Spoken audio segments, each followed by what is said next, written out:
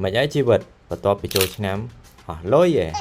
lối mơ video này sẵn đấy chừng hai video mình ní nhầm chạy mình lại bị bật bị sao này càng chỉ lương first class từ càng khai compert cái lại chu mà tố là mình làm lại $5 cái lại kén cái lại đa lấy được không khai compertต่อ chẳng đang thay nhầm tại đa lên đó cái lại na class mơ video này tiếng ọt nè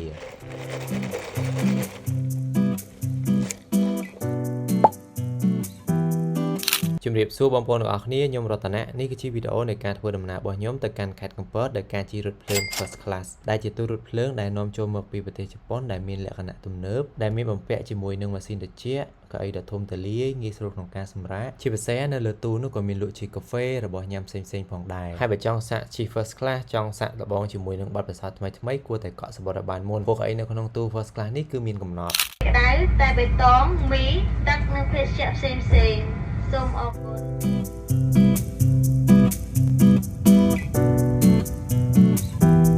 ឥឡូវគឺខ្ញុំបានមកដល់ខេត្តកំពតហើយដែលជាកន្លែងដែលខ្ញុំត្រូវចុះហើយក៏ជាកន្លែងដែលខ្ញុំត្រូវមកដែរហើយបន្ទាប់ពីខ្ញុំទៅដល់ខេត្តកំពតគឺខ្ញុំត្រូវទៅកន្លែងគេងដើម្បី check in ហើយសម្រាប់កន្លែងគេងមួយនេះមានឈ្មោះថា Mountain Boutique ដែលជាប់ជាមួយនឹងផ្លូវរថភ្លើងតែម្ដងហើយគេមានជានំកញ្ចប់ឲ្យយើងញ៉ាំអញ្ចឹងណាប៉ុន្តែគ្រាន់តែគេគិតលុយបន្ថែមបើសិនជាយើងញ៉ាំអញ្ចឹងទៅអញ្ចឹងថ្លៃបើគេ$1 $2អញ្ចឹងធូរដែរទេហើយនិយាយថាបន្ទប់បើចូលមកគឺថា clean មែនទែនស្អាតមែនទែនអ្នកគ្នាហើយកន្លែងបើគេមានជាអាងហែលទឹកសម្រាប់ឲ្យយើងហែលទឹកលេងមានកន្លែងអង្គុយញ៉ាំអីនៅជាប់ជាមួយនឹងអាងហែលទឹកនេះតែម្ដងហើយក្រោយពីខ្ញុំបាន check in រួចគឺខ្ញុំមកជួលម៉ូតូហើយសម្រាប់ម៉ូតូនេះគឺមួយថ្ងៃតែ$5ទេដែលកន្លែងជួលម៉ូតូមានឈ្មោះថា Good Morning Comfort អញ្ចឹងក្រោយពីខ្ញុំបានជួលម៉ូតូរួចគឺខ្ញុំទៅរកបាយថ្ងៃត្រង់ហើយព្រោះរៀងជ្រាលម៉ោងដែរហើយអញ្ចឹងទៅរកបាយឆាក្តាមដែលល្បីនៅក្នុងខេត្តកំពតអ្នកនេះប្រហែលស្គាល់ហើយក្រោយពីបាយថ្ងៃត្រង់រួចគឺឡើងទៅលើភ្នំបូកគោហើយមុននឹងឡើងទៅហ្នឹងគឺយើងចូលទិញចេកសិនដើម្បីផ្ញើស្វាតាមផ្លូវព្រោះកុំឲ្យថាយើងមកទឹកដីគេមកដៃទៅទេអញ្ចឹងណាអញ្ចឹងយើងទិញចេកទិញអីទៅយើងផ្ញើវាទៅចេកឲ្យស្វា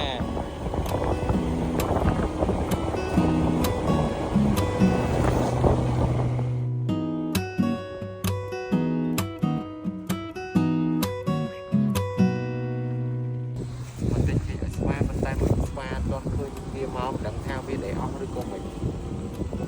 ចប់តែមើលទៅមុខទៀតដឹងមានស្វាចឹងទិញចេកឲ្យស្វានេះគឺទិញហ្នឹងចែកចេកបានតែពាក់កណ្ដាលទេកាន់ចេកទៅដល់លើភ្នំហើយបានចុះមកវិញបានចែកវាបន្តទៀតព្រោះដោយសារពេលឡើងទៅហ្នឹងអត់ឃើញស្វាវាអត់តន់ដល់ម៉ោងវាចេញរកចំណីណាសុំសរសើរតាមដងផ្លូវណាបូកគោខែហ្នឹងគឺស្អាតមែនតើមានចូលអាប់ចូលអីដូចយើងជិះម៉ូតូនៅលើឋានសួគ៌អញ្ចឹងចេះតែជិះទៅវាផ្លូវស្អាតទៅជិះលើជិះកើតហ្នឹងជិះឡើងដល់ណាដល់នេះគ្នាជិះឡើងផុតផ្លូវតែម្ដង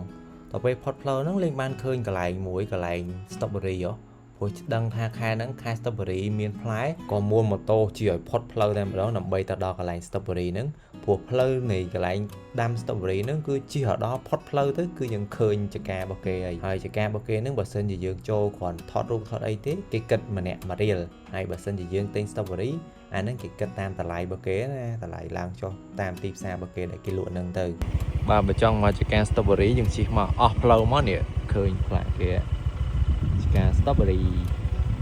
ជ្រីអានេះស្លាក់ផ្លែទៅបូកគោនោះចកាគេយើងចូលមកថតរូបថតអីចឹងទៅយើងចូលមកមើល Strawberry មកអីចឹងណាព្រោះ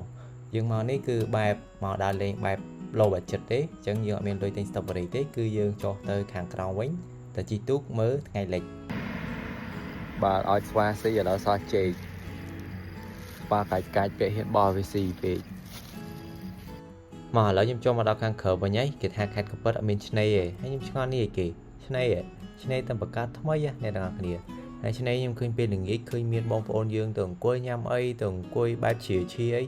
នៅនឹងច្រើនមែនទែនមើលថ្ងៃលិចមើលអីតំណឹងមែនទែនប្លង់មួយនេះមកក្រោយពីខ្ញុំបានចុះមកដល់ក្រោមមកស្ទូកហើយគឺដល់ពេលដែលត្រូវឡើងទូកហើយដើម្បីយើងមើលថ្ងៃលិចក៏ដូចជាទៅមើលអំពិលពេកនៅជាប់ជាមួយនឹងព្រៃនៃដងព្រែកនោះតែម្ដងហើយសម្រាប់ទូកគេគិតម្នាក់10000អញ្ចឹងគេជីប្រហែលជា1ម៉ោងជាងដែរទៀតសោតនៅលើទូកនេះក៏មានលក់ជាបាយឆាមីឆាសម្រាប់ឲ្យយើងកំងឬក៏បើសិនជាយើងអត់ចង់ទេ